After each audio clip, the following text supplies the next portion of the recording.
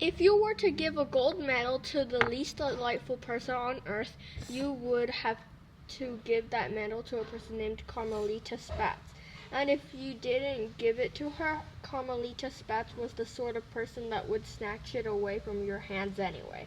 Carmelita Spatz was rude, she was violent, and she was filthy. And it was really a shame that I must describe her to you, because there are enough ghastly and distressing things in this story without even mentioning such an unpleasant person. It was the Baudelaire orphans, thank goodness, who were the heroes of the story, not dreadful Carmelita Spatz. And if you wanted to give a gold medal to Violet Claus and Sonny Baudelaire, it would be for the survival in the face of adversity. Adversity is a word which here means trouble, and there are very few people in this world who have had such sort of troubling adversity that follows these three children wherever they go.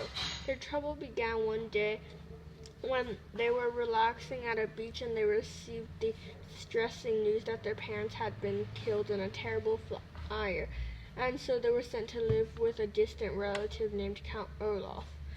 If you were to give a gold medal to Count Olaf, you would have to lock it someplace before the awarding ceremony, because Count Olaf was such a greedy and evil man that he would try to steal it beforehand. The Baudelaire orphans did not have a gold medal, but they did have an enormous fortune that their parents had left them, and it was a fortune that Count Olaf tried to snatch. The three siblings survived living with Count Olaf, but just as barely, and since then Olaf had followed them everywhere, usually accompanied by one or more of his sinister and ugly associates.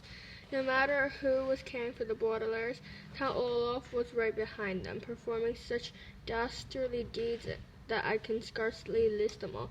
Kidnapping, murder, nasty phone calls, disguises, poison, hypnosis, atrocious cooking, and are just some of his adversities that the Baudelaire orphans survived at his hands. Even worse, Count Olaf had a bad habit of avoiding capture, so he was always sure to turn up again. It was truly awful that this keeps happening, but that is how the story goes.